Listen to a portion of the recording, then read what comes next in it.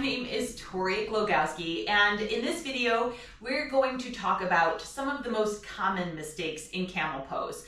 The first one happens all of the time. Now, I have been on my yoga mat for almost 20 years, and I've been teaching for almost 15. So I have seen it all when it comes to these foundational postures. And camel pose is usually the first deep backward bend that you experience in a yoga class. And therefore, a lot of, fear can go into this one. It can help you to release the fear. It can help you to release anxiety. And it's this awesome opener for the front line of your body. So there's many reasons why you should practice camel pose. It also helps you release your adrenal glands. So your adrenal glands are right above the kidneys, which is why you can kind of feel sick in this posture, is because you get huge adrenaline rush. But it's actually a benefit because you're not running on your adrenals after you do a camel pose, because you've done this deep back bend and kind of released that adrenaline rush. That's why after you do that posture, you leave a yoga studio, you step off your mat if you practice from home, and you just feel a little bit more relaxed about the things that maybe would have bothered you before the class or before the practice. So there's a lot of benefits to doing this posture. So let's get into the good information. All right, so when we come into camel pose, if you are a beginner, your teacher probably is going to tell you to put your hands on your low spine, fingers facing down. And I completely agree with that if you've never experienced that, because then you can support yourself as you go back and see if you can reach the heels. And if you can't reach the heels, you're gonna stay here, yes? But by no means should you just be hanging out here. You wanna be actively working in the posture. So if you are someone that cannot get the heels yet, please listen to the rest of what I have to say, because it's really going to help you get down to the heels. It's also gonna help you with your back bending technique, which is something I love to teach and love to talk about. So we're gonna get into that. But if you have been doing camel for a while, I'm sorry, but this is not going to help you improve your back bending technique. This is the beginner stance. I teach my students that they have their hands on the ribs. So fingers forward and thumbs on the back, and pull the elbows to face the wall behind you. Now notice that I'm already in a back bend when I start this, even though my hips are headed this way instead of this way.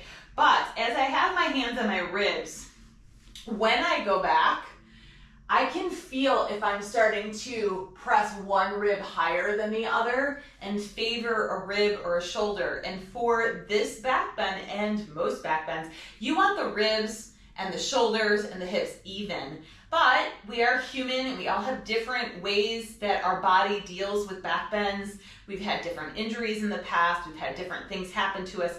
And so it is super normal to favor one side of the body instead of the other. But we never want to go too far in that vein. So by having your hands on your ribs in this manner, you can understand if you are starting to pull one rib forward or back. You're going to look up at the ceiling. We never drop the head back in a back bend. Don't do it. If you hear someone tell you to do it, just ignore the cue. Your face should be facing the ceiling. You should be able to have space at the back of your neck. The back of your head should never touch your shoulders. All right, so that is just, don't do that. It just creates way too much wear and tear on your cervical spine. So you're looking up at the ceiling, your face is facing the ceiling. All right, and then from here, you're in the setup position, you're gonna press the hips forward and allow yourself to go back. Then grab your heels, thumb outside, fingers inside. Now, from here, if you're tired, this is the number one mistake. You bend the elbows and you're pressing down into the heels. And it's just not what was intended for this back bend. So instead, as we come into this, you're gonna come into the camel. And so if you're here and you're pinching the heels, I want you to walk the palms down to the heels. The wrists are straight and the fingers are straight. And instead of thinking about hips forward, I want you to think about pressing your chest up. And then notice how as I press my chest up to the ceiling, the hips naturally start to stack over my knees. Now, one last tip I have for you here is to tilt. See that? I tilted the top of the deltoid to point up to the ceiling, and now my head releases back a little bit more. Okay, so avoid that most common mistake, which is wrists are bending or fingers are pinching or curling.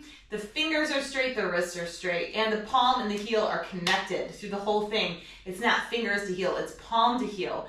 If you can't achieve that yet, just keep it in your mind. Keep it in your mind that that is where you're headed. That being said, a couple of other common mistakes when you're coming into this.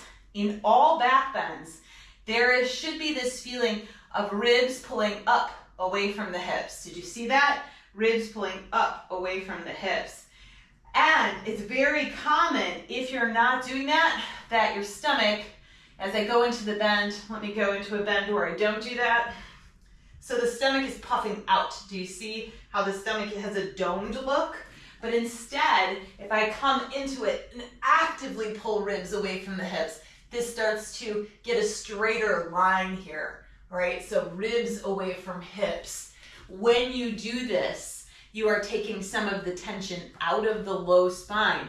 The low spine has the thickest vertebrae, and so your body is super smart. It's like, put it in the low spine because that can handle it. But if you're doing back bend and back bend and back bend, like we tend to do when we start evolving and deepening our yoga practice, and it keeps going into the same vertebrae instead of going through every single vertebrae. We want the cervical spine involved, the thoracic spine involved. We want the lumbar spine involved. But if it keeps hitting just a couple of vertebrae, and a lot of times in a student, you'll see that like part of their spine is very flat, and then they have a very big back bend in the low spine.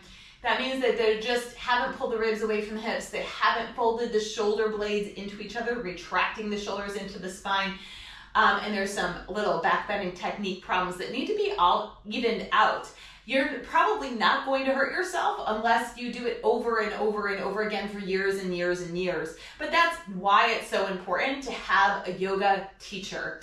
Home practice especially, there's so many online options, and I teach online as well. And a lot of it is just recorded classes that you take on your own.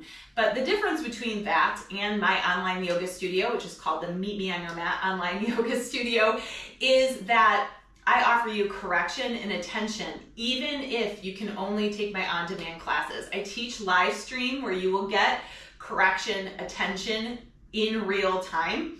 And you can ask questions in real time during that class as well. I teach that 4 to 5 times a week.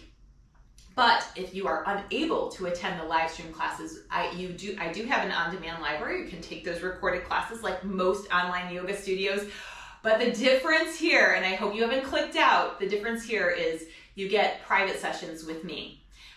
Built into your membership so that you can ask the questions, you can get the attention you deserve, you can work on your back bending technique, you can work on your inversions, you can learn how to arm balance, and it's tailored towards you. All right, so if that sounds good, then I hope you go over and check out my online yoga studio at meetmeonyourmat.yoga is the website. That's also my Instagram handle, my Facebook handle, so you can find me anywhere at meetmeonyourmat.yoga. But if you would like to take class for free, I have 5 classes that you can take for free on demand.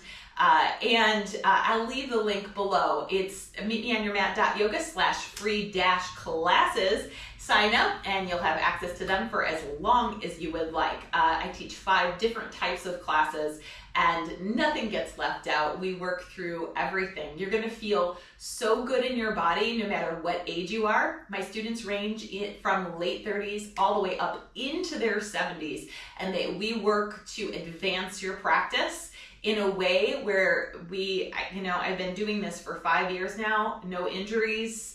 The way I teach, you will not push too hard. You will not, have those common injuries that can happen with advancing your practice because of the way we work and the way that I teach. So come join me over there. Go grab those free classes and let's connect a little deeper over a great yoga session. And please remember to save this or like and subscribe my channel so that you have all these tips and tricks that I'm sharing with you here so that you really get the most out of your time on your yoga mat. That is such a joy to me. So it's been nice to connect with you today. I hope to meet you on your yoga mat soon. Have a great one.